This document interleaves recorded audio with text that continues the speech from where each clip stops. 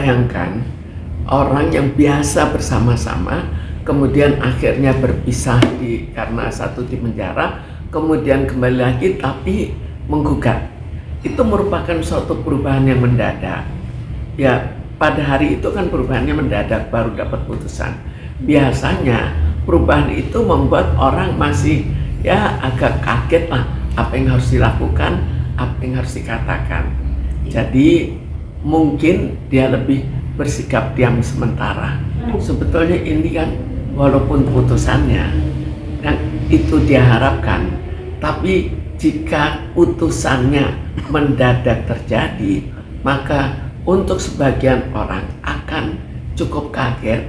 Ya, tidak sangat kaget, tapi agak terjadi perubahan perasaan di mana akhirnya tergantung pada orangnya apakah dia akan mau berbicara seperti biasanya atau terdiam sementara.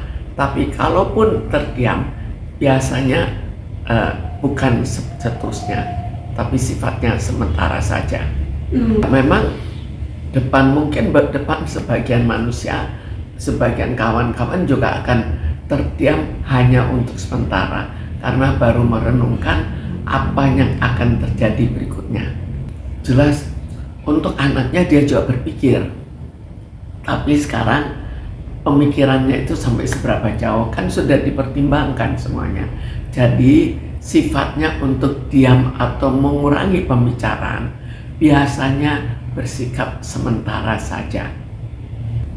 Anaknya kita sebetulnya jangan melihat pada saat ini, tapi sebelumnya, bagaimana dia dibesarkan sebelumnya. Apakah suami, bapak, ibunya sudah dalam keadaan konflik yang berat? Apa sebelumnya mereka masih bisa menguasai perasaan?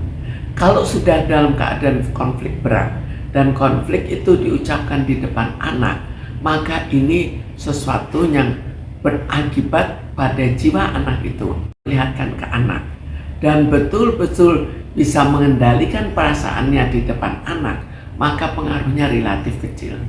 Kalau diurus secara bergantian, ini artinya malah cukup baik bahwa anak itu masih mengenali ibunya, mengenali bapaknya, dan tidak dipisah oleh salah satu. Karena terkadang dalam perceraian itu ibunya membuat sedemikian rupa sehingga anak tidak mau dengan bapaknya, bapaknya membuat sedemikian rupa sehingga anaknya tidak mau dengan ibunya, dan ini membuat konflik yang cukup besar.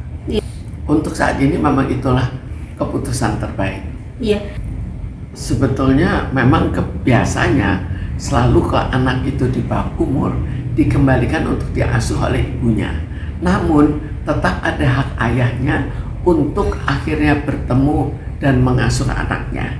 Kalau itu berjalan dengan baik, maka pengaruhnya relatif lebih kecil. Tapi kalau itu tidak terjadi, maka konflik pada anaknya sebagai seorang anak broken home akan lebih besar. Jadi sebetulnya kita kembalikan pada apa yang terbaik pada anaknya, dan itu dilakukan oleh bapak dan ibunya.